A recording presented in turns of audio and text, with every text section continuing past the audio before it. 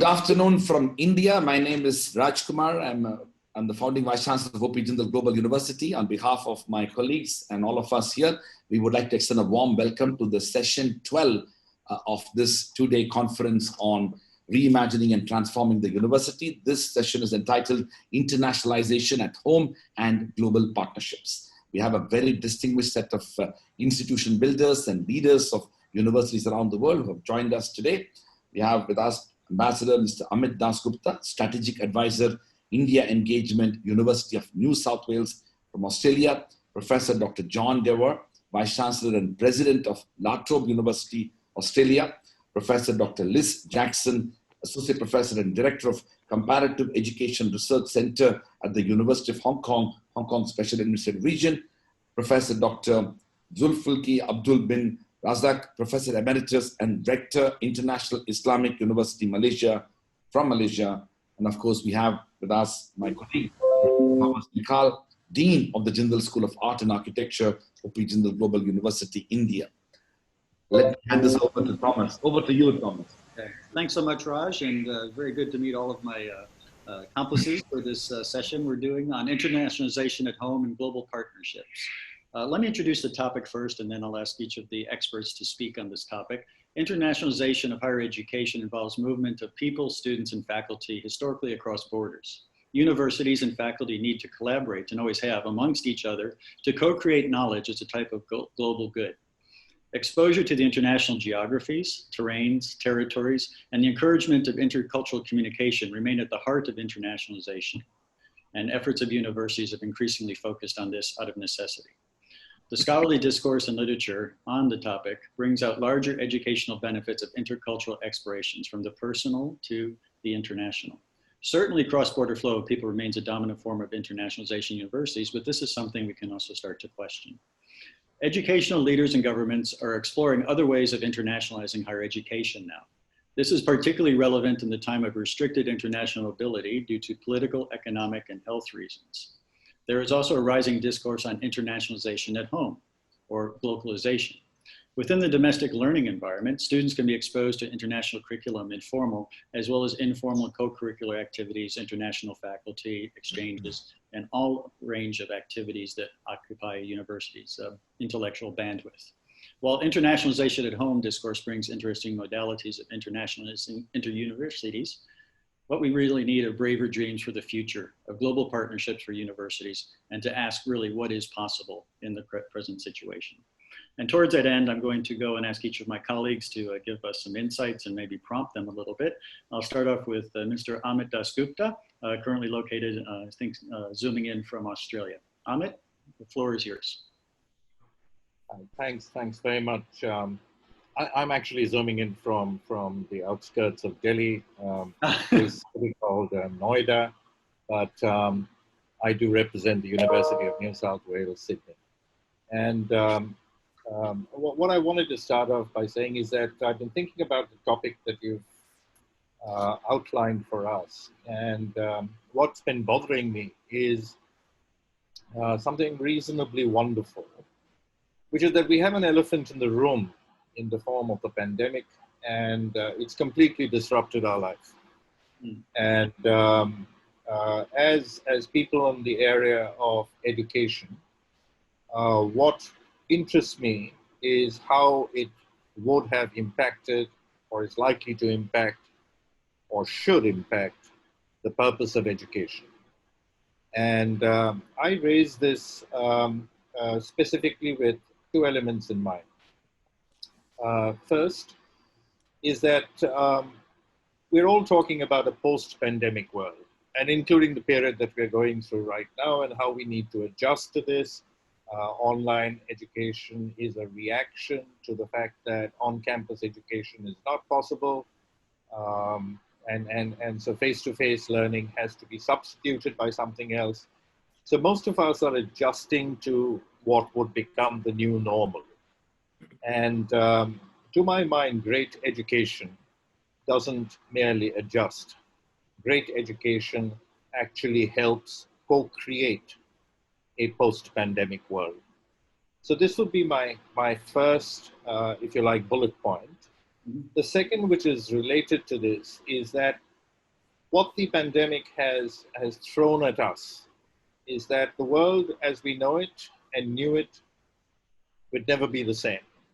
And actually in less than 6 months, our entire life has undergone a phenomenal churning. And this means that anticipating the future is going to become a critical component of the purpose of education. After all, when you bring in a student in year 1, and 4 years later, when that student graduates, the world is completely different from the time when the student started. So education is a system by which you actually try to anticipate the future. And I believe what this pandemic has done is completely disrupted that predictability element, which was so much part of our education system. So both these points, when you combine them, the very purpose of education needs to be recast. And there, I believe, if we use words like co-create, and you take the central theme of this conference, which is really how can we work for global wealth and global good, I believe there is no option but to start looking at a whole slew of collaborations with international partners. And it is there that I think this international collaboration, let's pick up a subject area like architecture, for instance. Sure. In architecture, which is your field, so I thought about this, is that what is the city of the future going to be like? Now, is this something we adjust to, or is this something that we help co-create? What do we deal with when we talk in terms of a post-pandemic workplace? Is this something that we can, as educators, work towards creating? Or as educators, do we simply say, this is handed down to us as the new normal, and so let's adjust and adapt to it?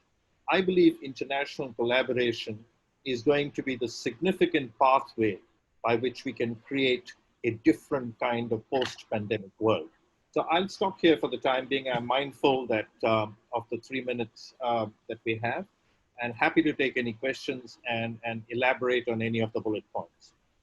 I'll probably come back to some of those points as they recur in other people's comments as well, and then we'll also have audience questions at the end. So in many ways, we're holding those in the air, and we'll continue to elaborate them. So thank you for that great start.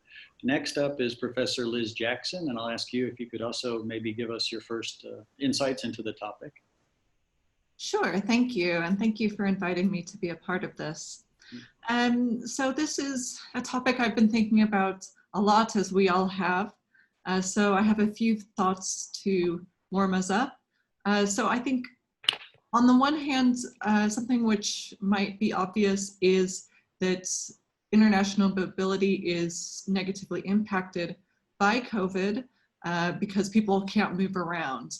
But I think there's also some other sort of attitudes around that. So on the one hand, there are new opportunities. If all work is online, then we have opportunities to think in a new way, to work in a new way, and to internationalize. If I can communicate with people in the same way, whether they're in Hong Kong or Delhi or around the world, then obviously that's a positive thing. And we have the opportunity to reflect in a new way on our old habits. On the other hand, I think there's a lot of insecurity and challenges associated with this time in history. And the post-pandemic world is also going to be one of grieving and ongoing challenges for a lot of people. So in that context, politically, I think there's a risk of people closing themselves to each other, being more restrictive. So I have a PhD student whose dream was to work in America. He got a Fulbright scholarship to study at Harvard next year, and that opportunity has been canceled because Trump canceled the trips for people from Hong Kong and China to use Fulbright scholarships to go to the US. So that's just one example of where politics and national insecurities and competition are potentially going to intensify as economies become more challenged by COVID. I think in this panel, we also have the opportunity to think about the relationship between the global and local and globalization. So in Hong Kong, one of the terms that we use to discuss the relationship between the local and the global is localized internationalization. And this ties in with the view that people are cosmopolitan, that they have multiple diverse identities within society. So Hong Kong people historically, they didn't really associate with the colony, being a colony of Great Britain. They also didn't really associate historically with mainland China, but they felt like they had connections to people around the world and were part of a global civil society. So that's a benefit. And I think you can think about this internally in terms of multicultural education and who is diverse within a society. But we know in doing research on multiculturalism and internal diversity in society that internationalization and diversity both have sort of a double-edged sword experience. So internationalization and diversity can both be a plus for communities to become more critical, reflexive, creative, open-minded. People can discuss things with each other and come up with new ideas, appreciate different perspectives and experiences. So that's obviously a plus to an educational community, a research community, students and staff. But on the other hand, we know that people can be tokenized and sometimes people feel exploited and used in these systems.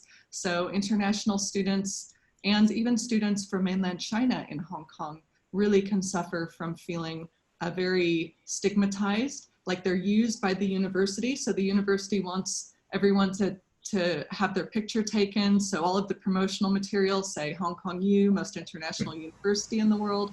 But they feel like some of their other needs go unmet.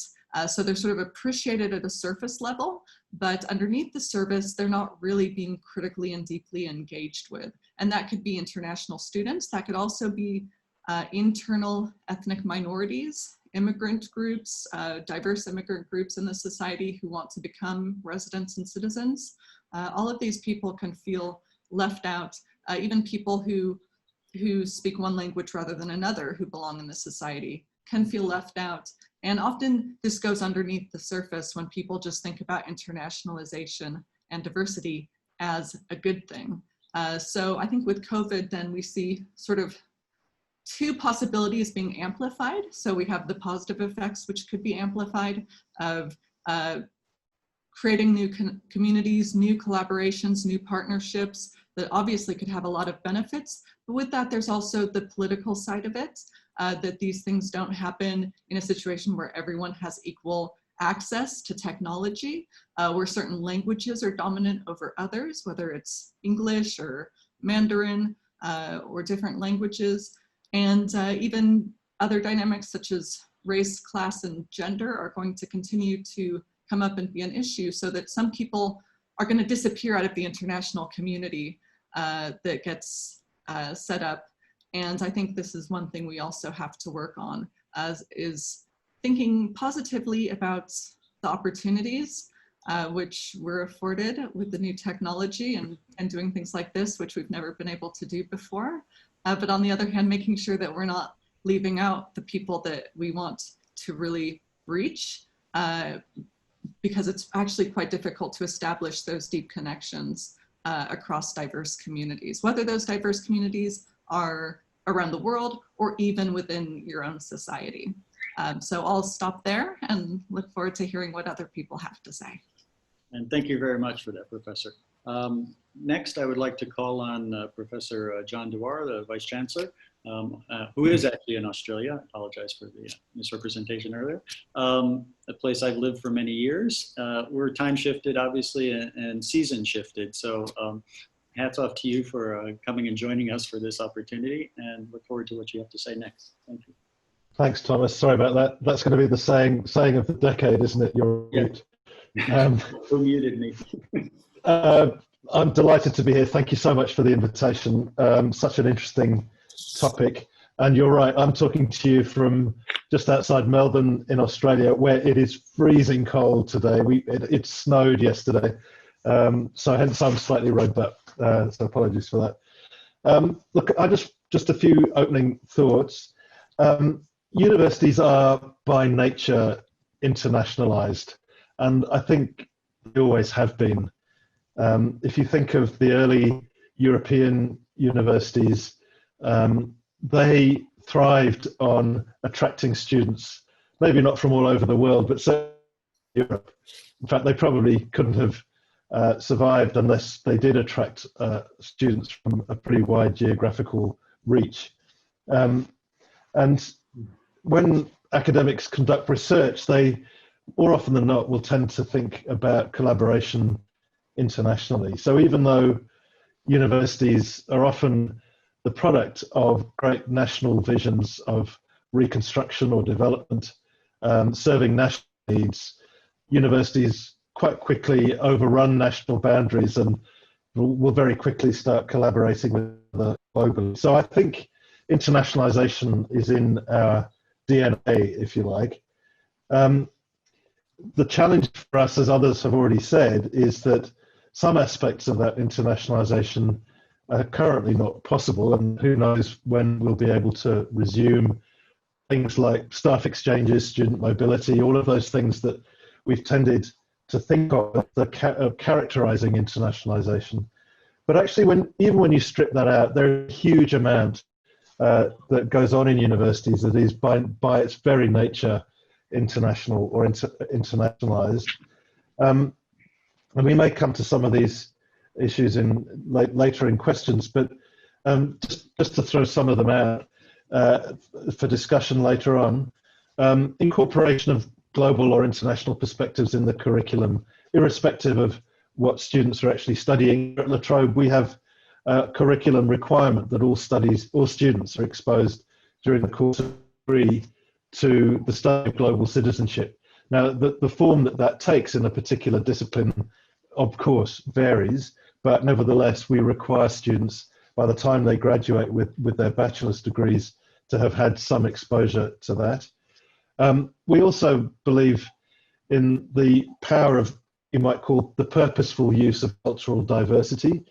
Melbourne, as many of you already know, is a very culturally diverse city.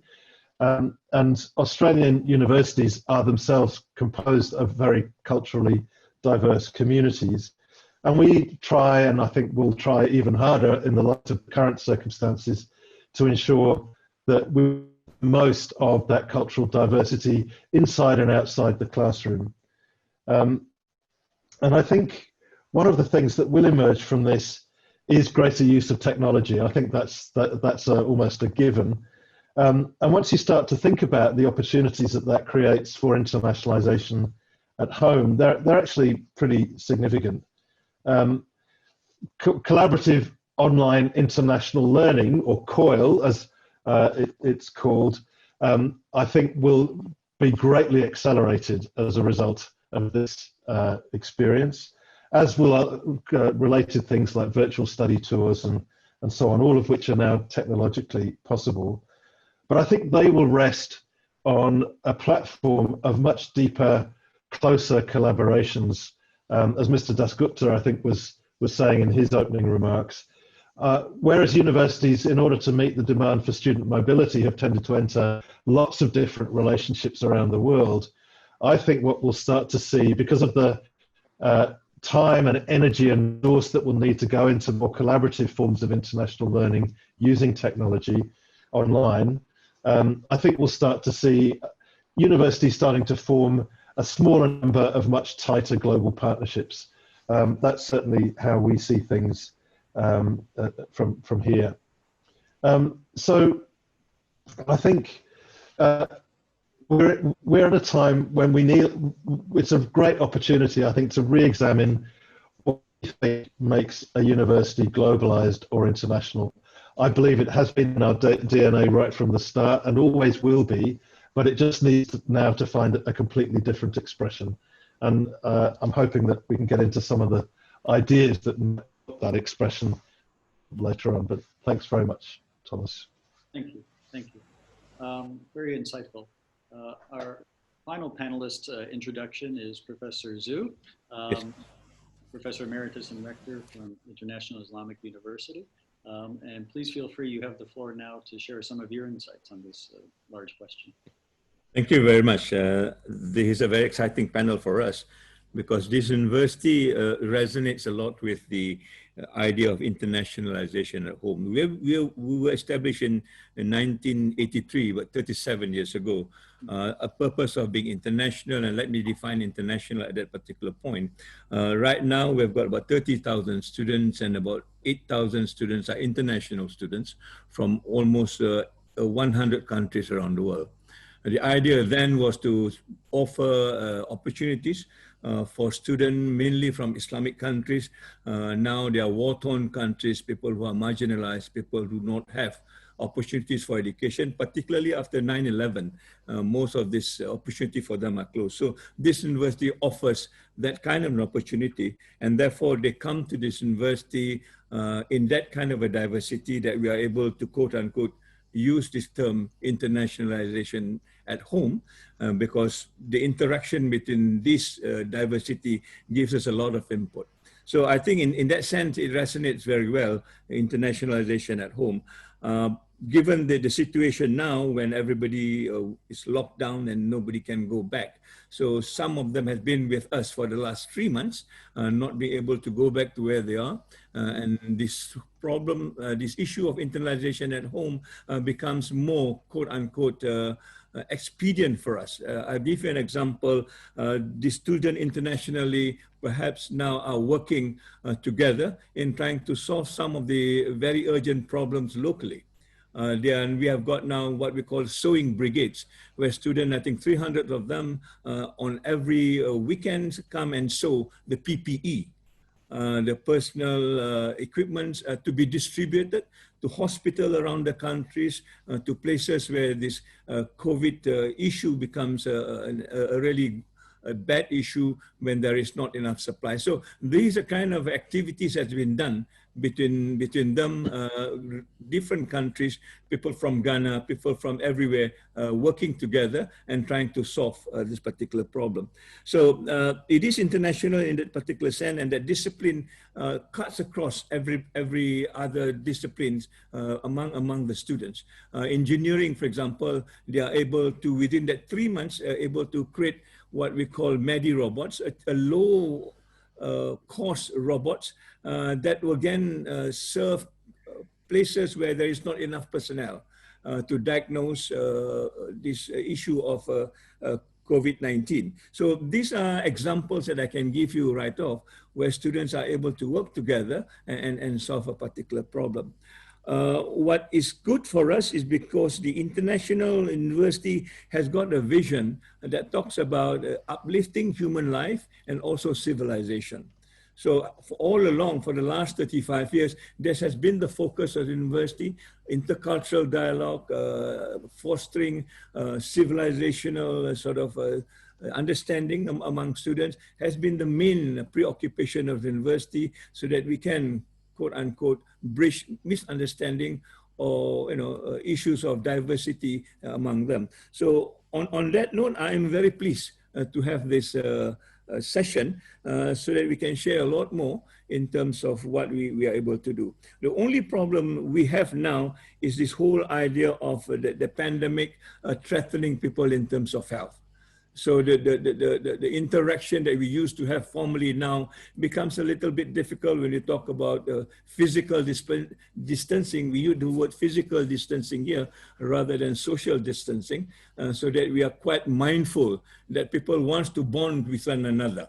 Social distancing gives you this idea of being isolated and doesn't want to work with other people. So we crafted physical distancing with social bonding. So they may not be physically close, but emotionally, socially, they are close with one another.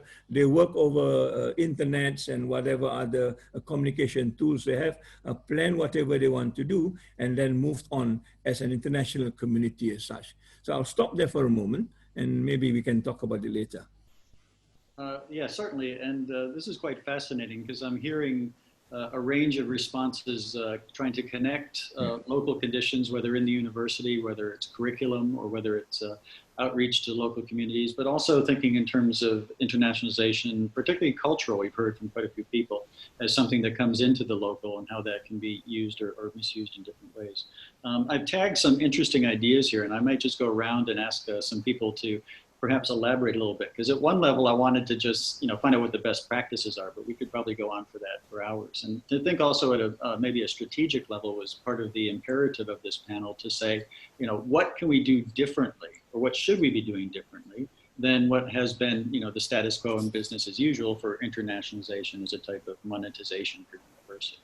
So maybe I'll start off by going back to AMIT. And particularly as a designer, I'm intrigued by this idea of co-creation. We used to, design for people, and co-creation in my world means designing with people. It's a very different power relationship, much more in principle egalitarian and open. And maybe if other people could participate in some ideas, or even one example or one case from their university, if they can think of something that was co-created either before, during, or after the pandemic that could hint at or show us examples of hope that a lot of students, a lot of universities, a lot of governments are looking for too. Because I think often hope is something that is marginalized in these conversations, but that's actually what draws people to universities, as you said, to build civilization, you have to have hope. Yes. So I'm looking for hopeful examples of co-creation. If you can think of some from your universities, or if you have a more general strategy about how that should work in the future, I think that would be very helpful. I won't call on people, I'll allow you guys to do that. Yeah, so if I could just start off by elaborating on what exactly I meant, but wanted to also pick up on a set of wonderful ideas that have been shared by the other panelists. Okay. And so let's just start with the co-creation part, and let's just pursue two subject areas over here. One is on, let's look at architecture, or as we call it at UNSW, built environment. And UNSW is working very closely with an institution here in India known as TERI, which is the Energy Research Institute. And one of their components is the GRIHA, which is an acronym for Green Rating Housing. But GRIHA as a word also means housing.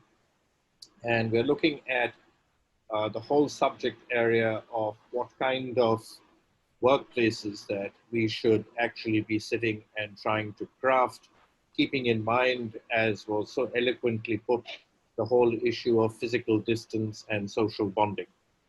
So this is a project that we're working on. In addition to this, if you look at the whole area of public health, for instance, I think what the pandemic, at least in India and maybe in several other developing countries, has exposed is the need to actually have a very strong cadre of public health specialists. And sometimes you need a crisis to realize where the weak links in the chain are. And so this is an area that we're working together very, very closely. But just to draw on a couple of points that the other panelists, how you manage cultural diversity, but more importantly, can you hear me? We lost you for a minute. Yes. Yeah. And finally, how is it that in the future workspace we can adjust to the fact that we actually have people from different parts of the world working together as a community? And I think when you take away on-campus study, to a large extent, this understanding of other cultures is significantly diluted. So as you rightly said, we need to think different. We need to figure out how we're going to handle a situation like this. So I'll stop over here for the time being. Can I? Yeah, I agree with you in co-creation, but we also begin to understand how unequal the world is as far as the COVID lessons that we see. When you talk about flattening the curve, for us it's about how do you arrive at a point where everybody has equal opportunity and equal access. And I think this is what we are looking at the moment in time. Rather than talking about new normals, we want to talk about renewed normals. In other words, education used to be the leveler of society at one point. Now education is no longer a leveler of society. Education now, it seems to create a lot more disparities between the rich and the poor, the have and the have-not. You know, gum in the technological divides. I think we have a lot of problems in trying to get people together. So we want to revisit what education, I think Amit talked about the purpose of education, the true purpose of education, to liberate people from poverty, from hunger. And these are the words that is used on sustainable development. So the other area that we're looking at is basically how do you bring sustainable development as part of the mainstreaming of education so that we can go back to the purpose of education, that everybody has equal opportunity and working together to create that new world, as it were. So this the other part that I will talk about in greater details later. But yes, to revisit what we have got and what we have lost and reinstate it and make sure that it stays on in the post-pandemic world, as it were. Thank you. Let me jump to Liz, because I may have misinterpreted if you had something you were going to say.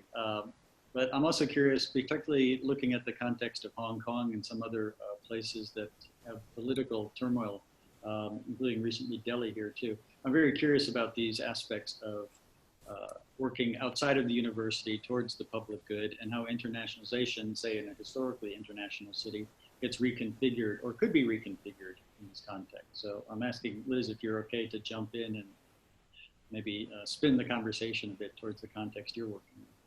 Sure, yes. Well, I was definitely agreeing with what the other speakers were saying.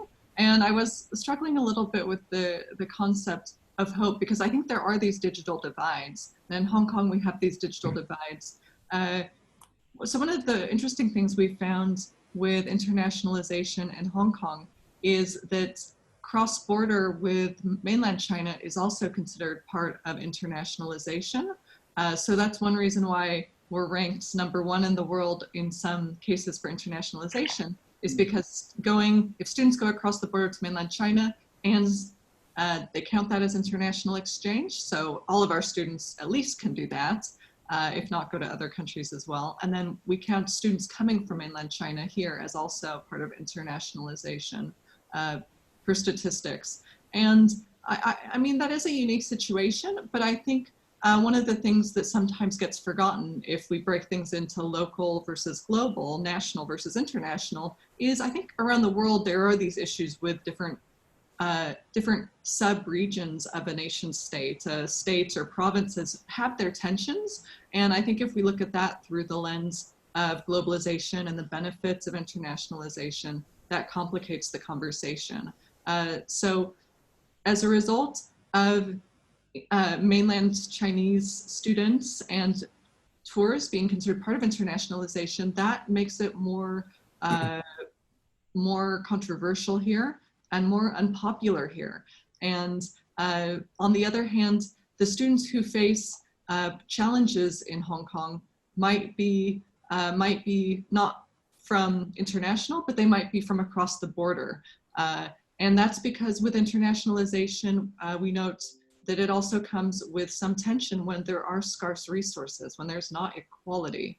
Yeah. So in Hong Kong, there's limited university spaces. I mean, as it is the case, of course, and I'm sure in most of the developing world, it's this way as well. Most students cannot go on to study in a good university in Hong Kong because there's not enough spaces. So for those students, they see internationalization. I think the local students don't see it as a good thing, and they see it as a threat.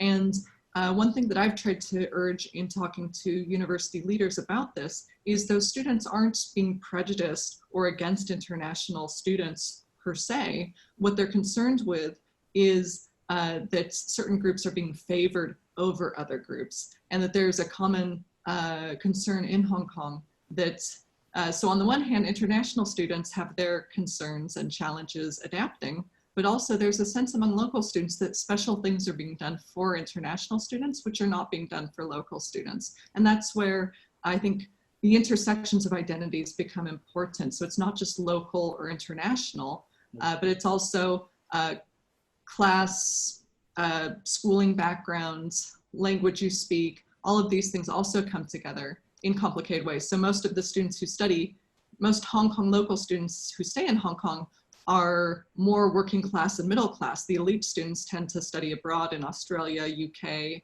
North America, Europe. So the local students are economically disadvantaged on average compared to the international students. So that's just another complicating factor. So I'm not sure if that was sort of the sorts of things you're thinking about, or. It's very helpful to, again, look at the different contexts of this too, because a lot of the mobility between universities, even the ones represented here, is a fact. But you pointed out something very important too, having to do with, I guess, the multiple invisible contexts for any identity. You know, when I move to a country and I say I'm from Chicago, it changes its meaning. And when I travel to another country to teach, it changes its meaning too. And you had mentioned that there's a dual amplification of the positive and negative because of the lockdown, which we're seeing in a lot of places too. So for some people, the thing that most struck me right now is you've identified there's a huge portion of people that want education that don't have access to it. And that's not a digital divide. In some ways, that's almost a different type of scientific paywall that's being applied across vast regions. And that's something I think universities could also find ways to think through, particularly under these lockdown conditions. I'm going to jump to John now, because he was talking about a couple of things that contradicted my training in Australia, which was sign as many MOUs with as many partners as you could as possible. That was an imperative when I was a dean there. And now your more wise approach is have a couple of key trading partners for international intellectual exchange. So that resonates also as a possible way of finding not like to like, but adjacencies, similar interests or similar contexts. But I'd like to know a little bit more about the view that you would have about some of these highly charged urban environments that universities find themselves in, because we've heard that from the last couple of speakers. And we heard from AMIT that the future of cities in many ways is the future of everything, as a huge interdisciplinary wicked problem. But I remember also in the case in Australia as well, there's a sense that the international had to be brought close to home because, again, the resource situation too. So if you have something to spin into this conversation as well. Sure, thanks. And look, this is a fascinating topic, and the themes that the other speakers have raised are very pertinent here as well. International students have brought huge benefits to the university sector. In fact, it's the third largest export industry for Australia after the extractive industries of iron and one or two other precious metals. Then it's international education, not just universities, but vocational and school as well. But universities are a big part of that. And that's brought enormous benefits financially, of course. It's brought huge benefits to the country in terms of what you might call the soft diplomacy, the fact that there is a huge diaspora of Australian university graduates around the world, literally, who very positively towards Australia. Whenever in the past I have been to Australian high commissions or embassies overseas, the diplomatic representatives there remarked on just how powerful the university connection is and how useful it is for Australia to have its voice heard and to be sympathetically received. There have been enormous benefits. However, there are lots of challenges associated with it for various reasons that I won't go into here. But over the last, say, 20 years, the Australian government has encouraged universities, in effect, to become more reliant on international student revenue. It's suited them because it's meant that they haven't had to fund the sector as much as they otherwise have had to. But now what the pandemic has done is to expose the fragility of that as a policy setting for university funding and as a business model for individual universities. And the sector as a whole stands to lose quite significant resources in the next couple of years and beyond. And in fact, that actually becomes a national issue because not just because of the implications that has for staff employment and so on, but because of the implications it has for research. Because a lot of research done in Australian universities is funded in part by the revenue that comes from international students. And the sudden drop that revenue has really posed the very stark question to government and to universities of how do we continue to fund this huge research effort that Australian universities have undertaken over the last 20 years or so, and in doing so have got themselves into the top 50, top 100, top 200 universities in the world. And my university is a classic example of that. The building behind me, incidentally, was not paid for out of international student fees. That was contributed by the Australian government about 10 years ago during the GFC as part of the program of having shovel-ready projects. And the other downside, if you like, is, and this goes to some of the things that Liz was talking about, there are controversial effects to international students being present in Australian universities and in Australian cities in very, very large numbers. There are inevitably suspicions that they take resources should be there for Australian students. That's absolutely not true, by the way, but that perception. There's a perception of things like lowering of standards, again, which I don't believe on the whole to be true. There might be some isolated examples where that's been proven to be the case, but generally I don't believe that to be true. And of course, international students who are present in very large numbers in the cities that you mentioned, Thomas, inevitably have a huge impact on the character of that city. There are certain parts of Melbourne which are really international student enclaves in terms of where they live, where they eat, the cafes and restaurants they go to. And that really does the culture and ambiance of a city. What people are now discovering as those student numbers start to dwindle is that those parts of the city are empty. And the revenue that the students used to spend in the wider economy is no longer there. And suddenly the community that might in some respects have been a bit suspicious or resentful of universities bringing in so many students are starting to think, well, maybe that wasn't such a bad thing given that it kept the corner shop or the housing market really powering along. So it's a very complicated question, and so in summary, I'd say a lot of huge number of benefits coming to Australia and the Australian economy and the cities in which these students live, but some inevitable downsides, all of which have been exposed by this pandemic. I think you're on mute, Thomas. Oh. Of the century. Yeah, my joke is who muted me? Yeah.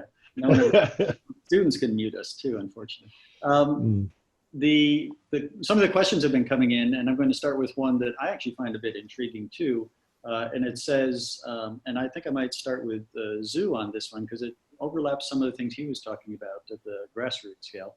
But it said, if we accept that the COVID epidemic has given us more opportunity to internationalize at home, what other stakeholders should be encouraged to participate in the university project?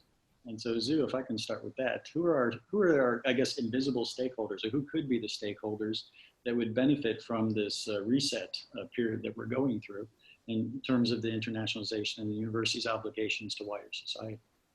Well, basically, I think what we are trying to do is to get our students in tune with the stakeholders that was almost invisible as far as the university is concerned. And these are the communities around us. Oftentimes, in university in Malaysia, at least, when they progress on their own, living the community outside. So happened that my university is situated in a community where there's a lot of indigenous population.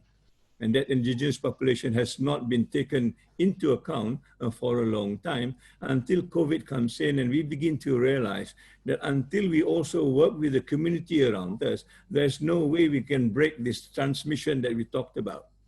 So then there is now, a kind of awareness that until we bring these people on board, then we will not be able to solve this problem of COVID. And this is why the whole idea of physical distancing with social bonding becomes a very important tagline for us. that you need to bond with anybody that has an influence on you as far as the COVID is concerned. So there is a kind of a very deliberate attempt to work with the community at all levels. I mean, including food distribution, preparing for the mass, giving them mental health sort of training, awareness, you know. And for the indigenous population, we suddenly learn that they are better in coping as compared to us. Because the kind of environment they have been there is quite isolated. They are not exposed to quote unquote modern facilities as such. Electricity, for example, they're not part and parcel of their everyday life. And therefore they're able to cope better than we do. And we are learning also how to learn from there. This is where AMIT co-creation comes in. There are many things that the indigenous community has been on as far as sustainable living, sustainable lifestyle is concerned that we have missed. Now we are beginning to learn again. So I don't know whether I answer your question, but there are many stakeholders that wasn't there before.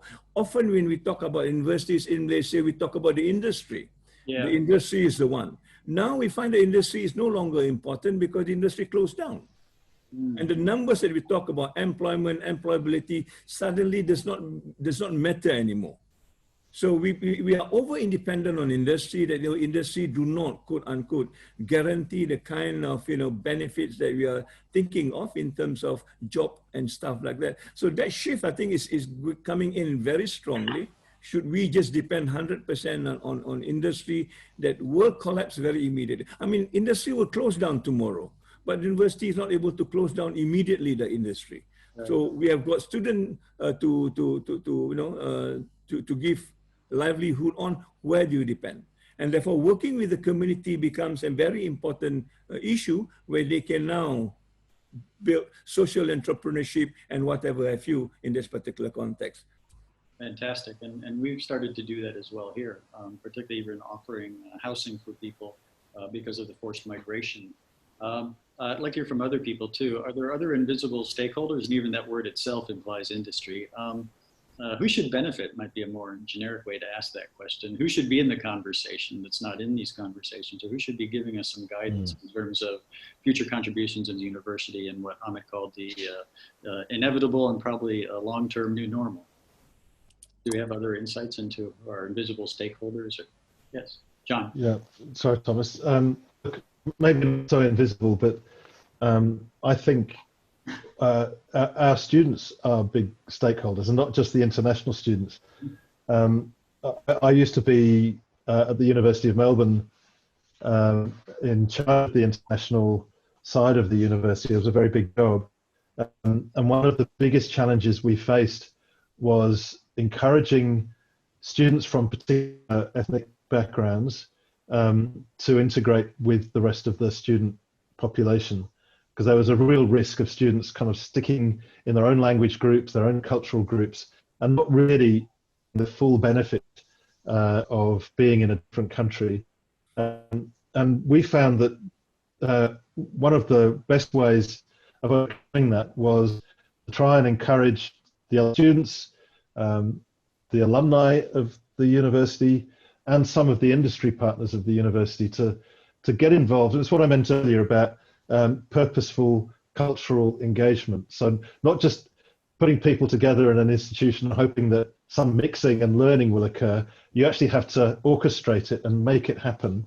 And I don't think students, alumni, industry, so-called partners, realize how big an impact they can have and what a positive impact they can have if we are really purposeful about it. So we developed a couple of programs, quite simple things, inviting students to the Australian football, or inviting them home for a family meal, just some way of getting them talking about and thinking about what life in Australia might be like outside the walls of the institution. Okay. Other insights? I think we have 2 more questions from the audience, and then our panel will be close to finishing. Maybe I'll move on to the next question then.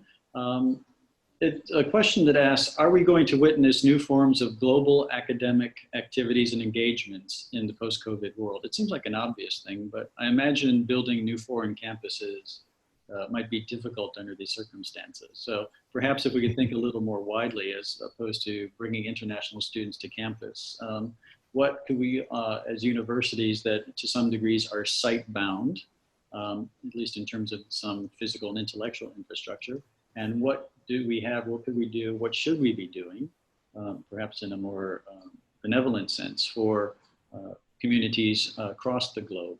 I have some ideas on that, particularly having experience work with Aboriginals researchers in Australia, but I'm curious to hear from other people. Maybe I'll ask Liz first, because she's in a city that is often in the news for international politics as well. And you work also with comparative education. So I'm curious to hear some insights perhaps about, not in terms of exporting things, but what's other sorts of international collaborations might be possible now that many of the things we've taken for granted have been paused or in some ways taken away. I think what this current crisis enables us to do is realize what has not been considered normal, what used to be difficult before is normal, but then with that, there's a lot of new opportunities. So I was teaching a class this last term, teaching students preparing to be teachers about different things about education ethics and how to deal with controversial issues while teaching. And in some ways, I found it very difficult to teach the class because without being in person, we can't really get into the deep discussions that I like to get into. On the other hand, some people are more comfortable sharing themselves, not in person. So some people would make, just amazing videos and share different parts of themselves that they would have never shared with each other if we'd had the traditional class format. I know another challenge we've had here has been placing student teachers in schools because they want to practice teaching in the schools. Well, schools for the last 6 or 7 months here have been primarily operating online. So teachers haven't learned how to teach online. So the student teaching actually happened online. And that was also the teachers and the student teachers reported that there was a lot of benefits to that. Then going sort of to the next level, I have a collaborative network with some colleagues in the UK who do similar sorts of classes there. And we thought it would be too difficult with time zones and with different class schedules to combine these groups and connect them to each other. But we found that now that we don't have to all be in the same room at 2 p.m. on Monday, Wednesday, Friday, now that we have sort of flexibility in terms of time, then it's possible to actually engage in a lot of different kinds of collaborations, which are asynchronous rather than synchronous. And I think this allows students to meet with each other across borders in ways that, with me and my colleagues, we've been discussing for years and years how we needed to do this sort of work. All of a sudden, this sort of work seems quite easy compared to some of the new challenges faced. So those are some of my thoughts offhand. Okay. I'm going to jump back to Amit where we started for the last question, and that has something to do also with the idea of the environment and the environments that the universities operate in. We talked very briefly about some stakeholders and some silent partners, but maybe I can also bring that back to that question about future cities as well as the ecologies and the environments we operate in. And you obviously got a lot of experience with UNSW as well as the situation here in India. So Amit, do you have any insights about how, and I'm sure you will, we should be going forward in terms of universities contributing not just to future cities or smart city initiatives, but also, in a metaphoric way, how can cities become more intelligent, but even more so, how can they become more beneficial for the greater number of people using internationalization? Thanks for that. It might sound pessimistic what I'm trying to say, but essentially, if you look at education, it's not uniform, right? So let's take that as one of the starting points. And I think the speakers have eloquently indicated how there is an unevenness in the manner in which schools, universities function. The amount of wealth that they have, the amount of students they're able to teach, the quality of their education, And consequently, it reinforces, as was so wonderfully put, the haves and the have-nots. Take the pandemic situation. The immediate reaction was to get into online education, to resort to technology. Many institutions in India have done so, but the majority have not been able to do so because they lack infrastructure. One of the other things that they actually, which has actually come out very, very strongly, is that many of our teachers, our faculty, are not used to online education. So if you take schools and colleges in rural India, most of the faculty members have never been exposed to online education. And it's a big struggle for them. And there, I think internationalization plays an extraordinary role. If I pick up something that Liz said just a short while ago, and if we start looking at how collaboration with international partners can actually address some of these key gaps, teacher training being one of them. Because at the end of the day, we are in a post-pandemic world. We are going to be looking at, do we address the fact that the delivery of education is uneven? Do we address this, or do we perpetuate and nurture this? Do we allow things to just continue the way it's been there 6 months ago? I believe fundamental and key changes are absolutely necessary if we're going to work towards global good. And I also believe, to pick up on that word that you use, a wonderful word, that the sense of hope that we are talking about can actually emerge only if there's international collaboration to recognize this is a global problem. This is not a problem that Fiji is facing, or India is facing, or Somalia is facing, or God knows, even Australia is facing. This is a global problem. And human resource development adds to global wealth. And the only way we can then cross-fertilize and probably augment each other's resources is, to my mind, the way forward in a post-pandemic world. And if you look at the future of cities, you look at the future of a workplace, if you look at what are the issues we address in the health sector, what are the new technological challenges we're going to face, how do people react if you physically distance them when they are actually a socially gregarious lot? What are the kind of mental health issues that will come up? So I don't think you want a new normal, which is as close as possible to the old normal. Right. You want a transformative change. And that's what education is all about, transforming lives. And the two pillars, as the Vice Chancellor wonderfully put it, is research going to suffer if you're going to decrease international collaboration, etc.? And what is the impact this is going to have? Who are the students we're going to reach out to? So these are my thoughts on this. I feel pretty passionately about it, as I'm sure every one of the panelists do, because I believe you have an opportunity, and this challenge can be converted to a win-win. And I think universities are the best positioned to have these conversations and do the hard thinking. I'm humbled and I'm grateful for all of the insights all of you have had. I'd love to talk to you for hours. My Vice Chancellor is here telling me I can't. So what we will do is, I'll never express all the gratitude for all of the audience and the insights that we've started to uncover here, everything from best practices to forms of benevolence. And I'm very grateful for that opportunity. And Raj, the mic is yours. Thank you so much. What an extraordinary group of people. And I really enjoyed the conversation. Thank you very much for your leadership, your initiative, and what you're doing in your respective institutions. I would like to extend my deepest gratitude to Professor DZUKLIFLI ABDUL bin RAZAK, Professor John DEWAR, Ambassador Samit DASGUPTA, Professor Liz Jackson, and of course my colleague Thomas MICAL, for not only spearheading the session, but also all of you for being candid and reflecting on the challenges of internationalization at a very critical time.